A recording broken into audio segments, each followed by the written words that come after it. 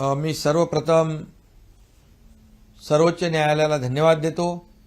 त्यांनी महाराष्ट्रातल्या जनतेच्या भावना लक्षात घेऊन आज एक क्युरेटिव्ह पिटिशन जी सुप्रीम कोर्टात सरकारच्या वतीने दाखल केली होती ती स्वीकृत केली आणि ते ऐकण्यासाठी 24 जानेवारी ही तारीख देण्यात आलेली आहे।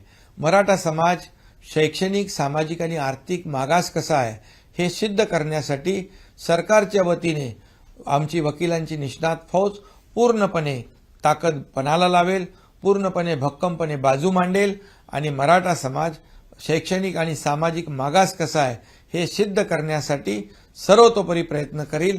यासाठी मागासवर्ग आयोग गठीत केलेला आहे। मागासवर्ग आयोग मोठ्या प्रमाणावर लार्ज स्केलवर एम्पिरिकल डेटा गोळा करतोय। मराठा समाजाची अवस्था काय, मराठा समाज कशा परिस्थितीत राहतो, मराठा समाज शैक्षणिक आणि सामाजिक आणि आर्थिक मागास कसा आहे हे आकडेवारीनुसार या ठिकाणी जो आयोग गठीत केलेला आहे तो एम्पिरिकल डेटा गोळा करेल, जेणेकरून मागच्या वेळेस मराठा समाजाला देवेंद्रजी मुख्यमंत्री असताना महायुती सरकारने आरक्षण दिलं होतं, ते हायकोर्टामध्ये टिकलं होतं, परंतु दुर्दैवाने सुप्रीम कोर्टामध्ये मराठा समाज मागास सिद्ध करणं हे यामध्ये महाविकास आघाडी अपयशी ठरली होती। त्या त्रुटी दूर करणं, ते ऑब्झर्वेशन जे आहेत हे लक्षात घेऊन हे मागासवर्ग आयोग हा एम्पिरिकल डेटा गोळा करेल।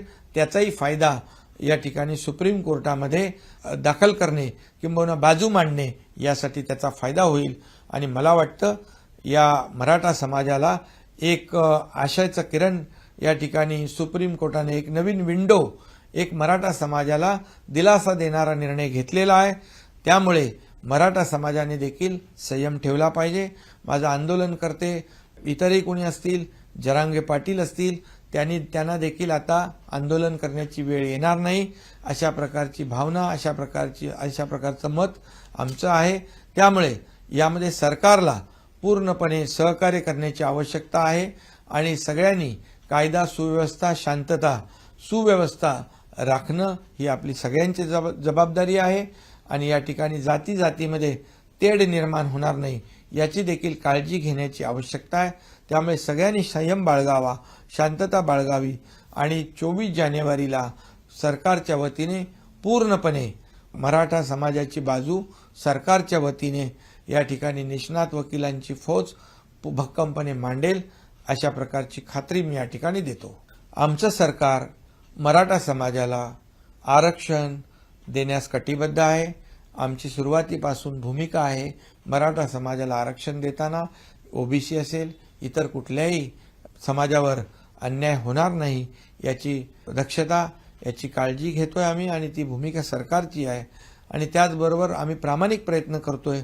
प्रामाणिक प्रयत्न केल्यामुळे एमपीएससीच्या अधिसंख्य पदांना मॅटने दिलेली स्थगिती कालच हायकोर्टाने उठवलेली आहे। शेकडो विद्यार्थ्यांना यामध्ये दिलासा मिळालेला आहे, त्यांना अपॉइंटमेंट मिळतील, त्यांना रोजगार, नोकऱ्या मिळतील। हा देखील एक प्रकारचा मराठा समाजातल्या विद्यार्थ्यांना न्याय मिळालेला आणि त्यांचा विजय आहे आणि म्हणून प्रामाणिकपणे सुप्रीम कोर्टात देखील मराठा समाजाला न्याय मिळवण्यासाठी आम्ही प्रयत्न करू। सरकारची भूमिका एकदम स्पष्ट आहे आणि त्याप्रमाणे सरकार काम करते। एबीपी माझा, उघडा डोळे बघा नीट।